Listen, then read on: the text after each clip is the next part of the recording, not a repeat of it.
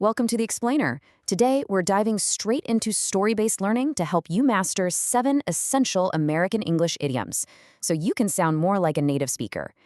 We're working with an incredibly fun source text that teaches everyday vocabulary through the daily life of the Johnson family. For this session, we're focusing on Lesson 6, where a simple batch of cookies turns into a major business idea. Here's our agenda for today. 1. Story summary. 2. Idioms of emotion. 3. Idioms of food and success. And 4. Test your knowledge. All right, Section 1, Story Summary. So let's set the scene. Bob, Susan's husband, has just lost his job and, understandably, he's feeling pretty down. To help him out, Susan decides to stay home and bake some scrumptious chocolate chip cookies to bring a little joy back to the family. When she hands them to her upset daughter, she casually notes that a cookie will always cheer you up. Well, those cookies are an absolute hit.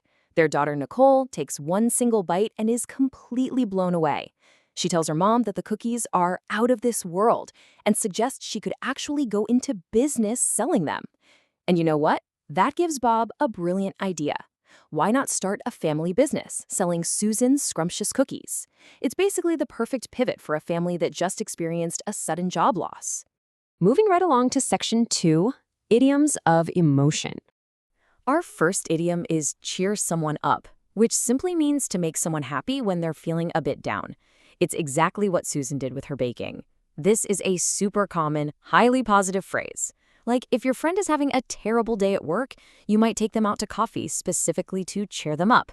Next up on our list is heart of gold. This is such an essential, beautiful phrase you use to describe someone who is incredibly kind, generous, and always thinking of others.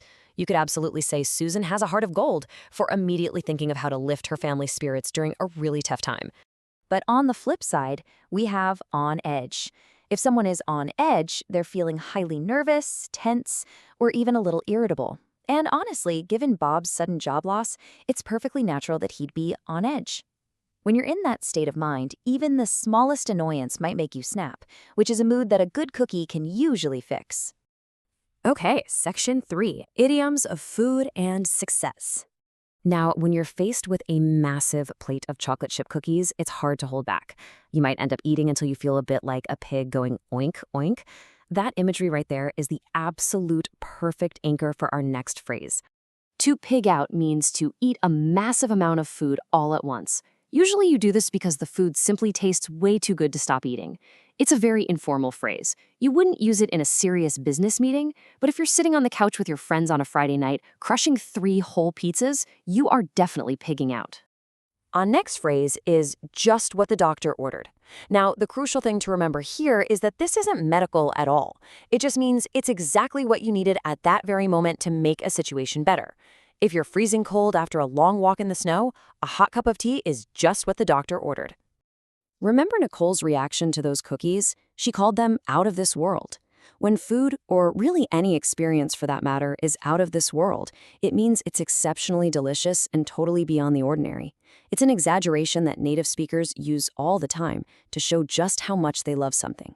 It's not just good, it's practically from another planet. And finally, Bob points out that if they sell these amazing cookies, they'll make a bundle. This is a fantastic conversational way to say you'll make a lot of money. A bundle in this context refers to a bundle of cash. So if you're launching a new product or starting a business like Bob and Susan, your ultimate goal is, of course, to make a bundle.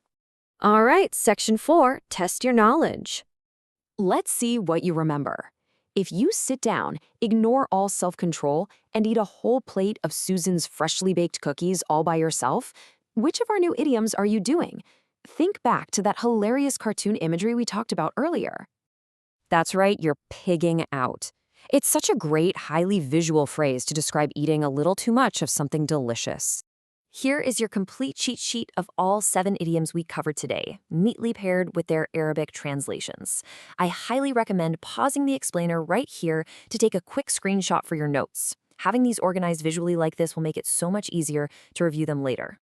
To truly master American English, you have to take these phrases out into the world and use them in real life. Passive listening just isn't enough. So I want to leave you with this thought. Which of these 7 idioms are you going to try out today to surprise someone in your next conversation and sound just a little more like a native speaker? Get out there and start using them. Thanks for joining me on this explainer, and keep learning.